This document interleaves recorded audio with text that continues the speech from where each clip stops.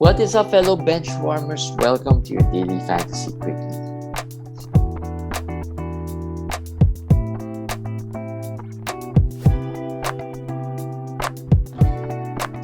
Hey guys, week 18, first half of week 18 is ready and rolling. My name's JJT with Komish Eric. Yeah, first day, week 18. It's a 3-day game week? 4-day. 4-day. Yeah, 4-day game week, and lots of things we saw today. With the new players as well, some of the newly traded players. But before we go that, let's talk about one of the traded players who won't be seeing action before the All-Star break, and that's James Harden. Actually, James Harden has also begged out of the All-Star game. He just might not want to play with LeBron and wanted KD maybe, but he is out until the All-Star. But yeah, he looked good. I saw him shooting. Yeah, he looked good. He looked in. As I said, why is it always the case that he looks fat before he gets traded, then when he gets traded he looks different already? But yeah. I think he'll have a big season after the All-Star break season. He'll have a big season like last year with the Nets. Yeah. So I mean, if you own James Harden, I don't think you should really worry about him missing the All-Star. In fact, this might be better for him to just rest it out and start fresh once the season resumes after the All-Star break. So yeah, but some of the other players who also were traded to the Nets in exchange for Harden already played today. Andre Drummond, Seth Curry. Your thoughts on those? I like Seth. He was in my winners today, my feel-good players today. Drummond, I did not put, but I also like the situation with him. But Seth, as I said, like this week, Kyrie won't be able to play any games. They have 3 games in the first half alone, but Kyrie won't be able to play in any of those. Then Seth would probably be the guy who will be the point guard, the scorer, the passer. So that's gonna increase his value. And then when KD and Kyrie comes back, or when they play, I think Seth knows how to be the designated shooter, like Joe Harris kind, maybe better than Patty Mills, because he can do more than Patty Mills. So Seth is a winner. Seth is a winner for him. How about Andre Drummond? Are you worried about Drummond with LaMarcus also playing and had a good game today? Looks like a timeshare temporarily for both of those guys. Are you gonna be, or maybe who's the guy to own? It's still Drummond. Drummond is a per minute player. He's a good per minute center. So I'm not saying he did bad. He did okay today. Yeah, just okay. Maybe not what fantasy managers not the 20 rebounds, 18 rebound, 19 rebound Drummond. Yeah, but this is maybe what you can expect as the worst case scenario. 24 minutes, maybe 11 points, 7 rebounds, maybe 10 rebounds, or 2 steals, 1 block, something like that. That's for me the worst case scenario. LaMarcus is not always going to play. LaMarcus is not always going to be healthy. So sometimes it will be Nick Claxton who will share time with him. But I'm not worried, because even in 25 to 28 minutes, it's still better than what he was with Philly. With Embiid, where he got 15, 14, 15, sometimes 13 minutes. This one is 24, 25 minutes. It's more than enough for him to be top 100 rest of the way. Yeah, and we don't trust LaMarcus' health to be like this all the time. He's been up and down. Other winners from the trade deadline transactions: CJ McCollum had 23 points, 4 rebounds, and 5 assists today. He is enjoying his time with his new partner, Brandon Ingram, I guess. And fantasy managers of Ingram and Valanciunas are probably not happy with CJ. CJ had 38% usage rate last game, although today was just 20 something. But still, you can see how he's taken over the offense of the Pelicans. I saw him a while ago. It's like he wasn't even thinking fast break, taking the 3-pointers, shooting. So it's bad for Ingram, but CJ is a winner. Clearly a winner here. Yeah. Other winners, Josh Hart, another player, the guy they traded for CJ, has played 2 great games already. 2 really good games. Yeah, he and Simons are probably the 1-2 punch with Nurkic there. The big three. And they're winning. They're winning. And it just makes me think, will this make Dame Lillard come back? I mean, I told you. all of a sudden they look better because Hart has been able to score. That's the key for me. If Hart is going to score like this, he's gonna be better fit than CJ McCollum because he can play defense. They added Winslow, who's also a good defender, and then suddenly they're a better defensive team. So Hart, we know he can rebound. We know he can pass. Now he's scoring. Yeah, I like him rest of the way, but I'm not sure he's gonna be healthy the rest of the way. That's been his problem. He's never finished the season. Just saying, you know this. He never has finished the season. He always gets a season-ending injury. Maybe this is it. I'm biased now because I have, I think, 2 or 3 Josh Harts out there. I got him cheap, picked him up off the waivers. So I'm hoping. But I ask you this question: if you're the GM of the Blazers, you want to tank, and then they're winning, all of a sudden, what would you do? Won't you suddenly rest Josh Hart, or maybe if there's slight soreness in the ankle or the knee, you don't play him as much because he's the guy who's making them win. Yeah, well, yeah, yeah. I don't know. Part of me wants to say yes. They'll probably sit him. But as an owner, I like to say no. Don't sit him. Play him. I do own some Hart, so I also like him to continue playing, but something is telling me that he's gonna get injured. Yeah, I don't know what kind of injury, but he will. Think about it. If everyone's dropping Dame because they think he's not gonna play anymore, there's nothing that's stopping the Blazers from pulling the plug eventually later on. As we head towards the fantasy playoffs on Josh Hart as well, if he gets injured. So our hope is, he gets himself healthy enough to finish the season. And there's a chance. I mean, and let's hope they lose more. Well, they're winning and they're now back to the play-in situation. So let's see. Maybe it's just the matchups. Teams haven't adjusted yet, so they're winning for the meantime. In the meantime.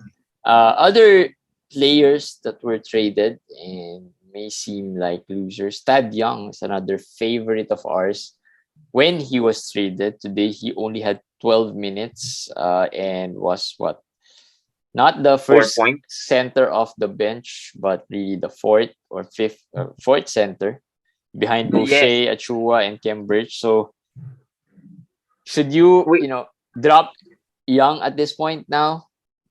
I dropped him right after the first game when Nick Nurse, when he was supposedly able to play already and he did not play. And then Nick Nurse was asked why, and he said he didn't want to change his rotation yet. Nick Nurse has some tips in him. So Coach Sandy, when we guested him, he liked Todd Young. We agreed, but the problem is we cannot really predict how these coaches. Sometimes the general manager has his own view and the coach has his own view. And they're not always aligned, like the Cam Reddish situation in New York. So it does look like he's gonna get minutes. He's gonna be part of the rotation. But if it's just 12, 15 minutes, I guess there's lots of waiver players right now that we're gonna recommend that will be better than Todd. So I dropped him already. Yeah. Who else are the losers here? Devontae. Let's talk about Devontae Graham. Devontae Graham was not traded, but he is feeling the effects of having CJ McCollum in their team. So and not looking good. Do you have him? Just one. Roto, so I choose not to play him. I'll probably drop him at some point if I get someone off the waiver. Yes. I would be okay with dropping him. And then I'll add Jackson Hayes because we haven't talked about him post trade. Because We there's did nothing to talk about Jackson we Hayes did at this point. we did say it's either Hayes continues to start and they play CJ at the point, or they start Devontae and Hayes goes to the bench. The worst has happened. They started Devontae, put Hayes off the bench, but then Devontae's become a stand guy in the corner, just the Spot not the up. main point guard. So and then Hayes is on the bench, so he doesn't get the minutes. So both of them lost value. So both of them are drops basically right now. Yeah. I've dropped Jackson Hayes, Yeah. right after the first game from that trade deadline. So other losers here, Garrison Matthews, Alperen Sengun. Sengun, guys, still not there. The fact that Wood wasn't traded, that's already a loss for him. And then Gordon wasn't traded. Yeah. Eric Gordon wasn't traded also. So now Garrison Matthews coming off the bench. I hate it because if he starts, he's almost a top 100 guy. Now he's basically droppable. And then Sengun, well, he's basically depends on how you see him. I'll put it this way: if it's not Sengun, people would have dropped him already. Yeah, absolutely. Yes. He would have been dropped really early. I mean, early in the season. Yes. The hype is too much. 3 or 4 Senguns being dropped among the 18 leagues that I'm in. Still, that's a low number considering the way he's been playing throughout the season. I mean, he's had some good days here and there, but not worthy of maybe just worthy of a stream, and not even a sure stream guy for Sengun. Because you know why? Managers don't want to be the guy that drops Sengun before he explodes. Yeah. Right? I mean, you don't want some to be managers, they've waited this long. Yes. They're still in playoff contention, might as well hold on to him. Right? If they're not affected by injuries, might as well hold on to him. I think that's what a lot of the managers are thinking. Kelly Olynyk is another guy who many stashed, including me. I've stashed 3 or 4, I think, Olynyks, but dropped already. Okay. I think all of them. So you dropped him. Yeah, I dropped all of them. Yeah. You know why? Here's what I'm thinking. I'd rather drop him now when no one's really high on him at this point. He's been dropped everywhere. No one's really picking up. Sometimes what I do is if I see him being dropped in another league, I'll wait to see if someone picks him up. Right? If there's no one really picking him up, that means there's really no one's gonna pick him up. So I'll drop him in other leagues as well. So just to gauge the interest of other managers on that player, and then maybe later on, if he does something, I can pick him up as well. At least we have equal chances of picking him up. I'd rather drop him early than drop him late, right? Like what you said. Yeah. Drop him late, and then you won't be able to pick him up because you can't claim him off the waivers. So yeah, I just dropped him. Bagley played today. First game of Marvin Bagley, 20 minutes. It's just gonna rise. The minutes of Bagley will just increase. So outside of an injury, yes, Olynyk is a drop. And lastly, Richaun Holmes, another no trade deadline loser here. Because of Sabonis, he is now backing up Sabonis, and it got worse for him. But if you want to drop him, I think he still has value. Try to trade him. That's what I wrote here. Maybe you try to gauge the trade value, not on one-on-one deals. I think on a package deal, like the trade analysis we had yesterday, the Covington deal, the whatever. Covington played better today, but before today, some people said he's droppable. But as I said, why would you drop him if you can get something in return? Yeah. Just even if it's just a subs right? The trade we talked about yesterday looked equal, very equal. If you look at the games today, I mean, JD had a triple-double. He was the best player overall today. Covington was decent enough. That 3 steals, 1 block saved him, and lost 11 points. And he had 25 minutes, so that was good. Hopefully, the trend is the same. And maybe Richaun Holmes still has some value. Some people might still see him. Yeah, he's good enough to maybe play a little more later on. He got 22 minutes today, 23, which is the most so far in a long while. I still believe in Holmes, although I have the luxury of stashing him. I believe he'll max out at 21 to 22 minutes. And yes, he's not doing good per minute right now, but he's a good player. He will eventually get to at least probably my guess is around 8 points, 8 rebounds, and maybe a block here and there. Yeah. So that might be enough for me to stash him in a 14 team and deeper league. Right. Those are the losers. Some more winners here. Justice Winslow has been still solid. A player that you still can hold on to. And right now, so yeah, he is another winner in that trade. The rest are winners on the game. No trades, nothing to do with the trades. But let's talk about some of these guys. Terrence Mann, hot as we've talked about who's gonna step up for Norm Powell. So far, like we said, they'll go with the hot guy, and Mann has been really hot. Coffee played, I think, 20 minutes. Batum played decent. Both those players did not as good as Mann today.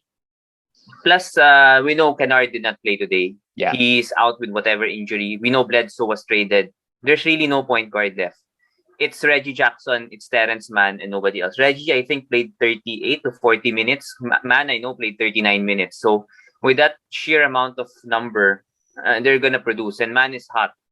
He's confident, he's hot, and he's a streaky player. When he's hot, like in the playoffs, when he starts to get hot, he's good. So he's the ad here. He's the ad. Yeah. Other players, Raul Neto, another player who we've been talking about, who will benefit more, Neto or Ish Smith. So far, it's been Neto who's been playing better. And I think the biggest factor between those two is the steals. Because I don't think Ish Smith is known for his defense. More of efficiency, more of assist. Not really the steals. Yes. But Ish can get the steals also. But as you said, it's a very, chamba or lucky stat. But if it steals, Neto has better steals rate. I think what sways it to Neto is he's starting. I just put it that way. He's playing more minutes at this point. Yeah. If you just switch their minutes, it's going to be the same. We're going to pick Ish Smith. We're going to drop Neto.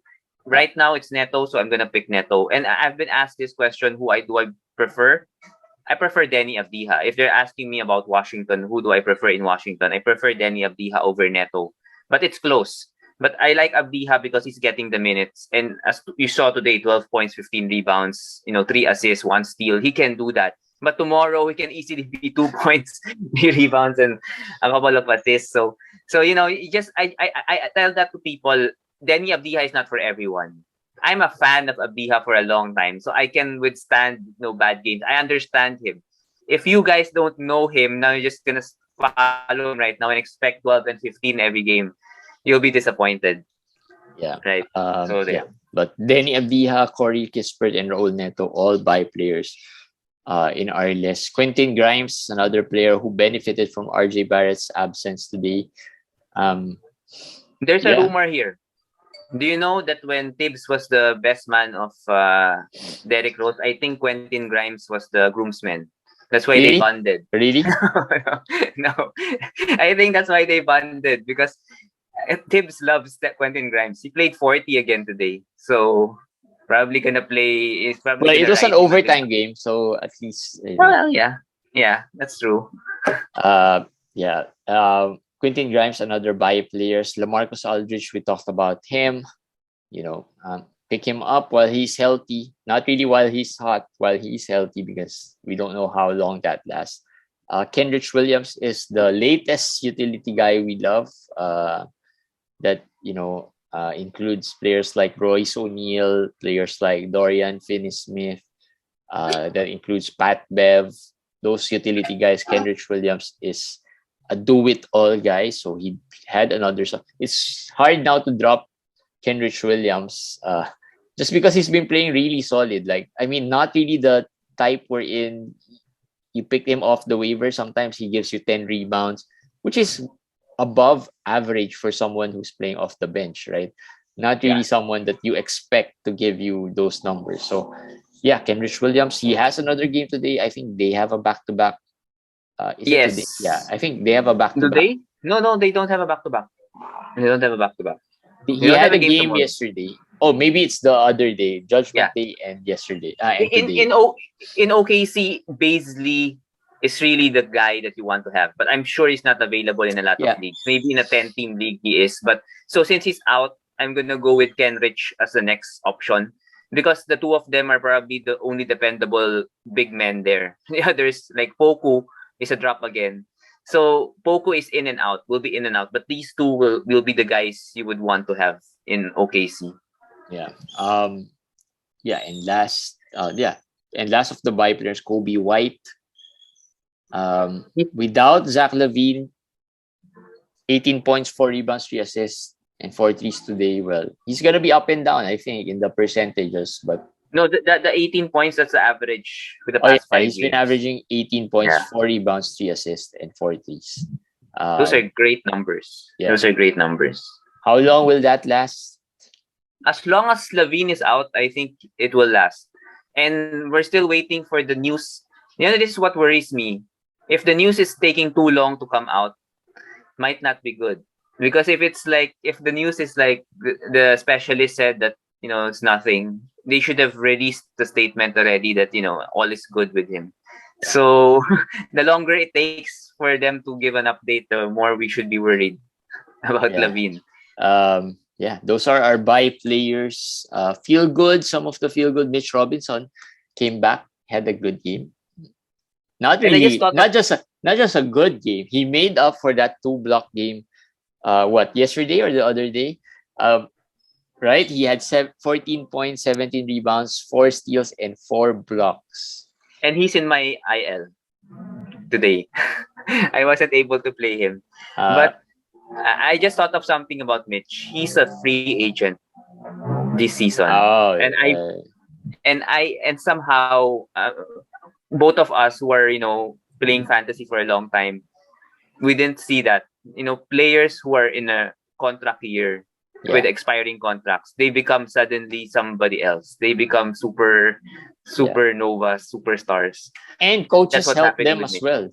I mean, coaches help them with their usage. They help them making sure that they are gonna get paid, right? Yes. They won't set them up for unless an injury. Of course, that's not something that we can predict, right? But Mitch Robinson, solid. Not just solid, really great numbers. I mean, if you can just, I don't think you're gonna be you're gonna be okay with the numbers. You're gonna be really happy with the numbers he showed today. Same thing with Josh Giddey, another player who had another triple-double. We talked about him yesterday in our trade analysis. So good numbers. I think he made up in terms of that trade analysis. He made it up. Even the playing field a bit. Despite the coach's minutes restriction and indefinitely turned out to be 2 games. So it didn't last long. Lastly, worry players, Mo Bamba. What's up with Mo? I don't know what's up with Mo. I regret not trading Mo.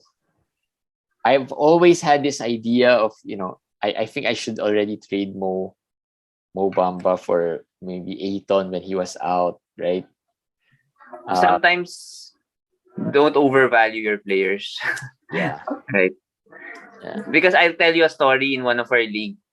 The person who picked Mo Bamba was always bragging about him, that he picked him very low. He's a top 30. And people were all trying to get. He was actually making a bidding war for Mo Bamba. I offered, who did I offer? I forgot who I offered. I offered Scotty Barnes and Jalen Suggs 2 for 1. Another manager offered Terry Rozier for Mo Bamba. And he said, you have to add 1 to Terry Rozier for my Mo Bamba. He turned it down. Everybody, I think there were 4 or 5 offers, and he he told everybody about the offer, so everybody was laughing. Like, why don't you want to trade him with those offers? Now we're the one laughing at him. And he was talking to us. Who's the guy who offered Rozier? I'll take the deal. And the guy who offered Rozier was like, no, sorry, I'll No, take you have to Rozier. add 2 more players to get my Rozier. You can't get too attached to players. I think that's the story there. That's the lesson. Yeah. Yeah. I mean, I had this. I already in one league. I was already thinking about it. When Mo Bamba had that one good game, right? I think he had that 32-point game, and then Ayton at that time was out, injured. Yeah, was injured. So I felt like, maybe I can flip this to Ayton. Yeah, but I held back. Maybe also because of that 32-point game, right? Thinking that he might be able to do it again. So yeah, worry player. How worried are you? He's going to be up and down. Yeah, very, very worried. But he'll have good games. He'll still have good games. He just have a lot of bad games also. Yeah. Well, at least looking at the positive side, if you pick him really low, at least he just hits that low value for you. I think that will be okay at this point. That's the worst case. As long as he's healthy, he's playing. That's what we want for Mo Bamba. All right, yeah, that's it for our quickie for today. Hope this helped you guys. Hope that good luck week 18 and enjoy the All-Star weekend, and we'll see you guys again tomorrow. Bye.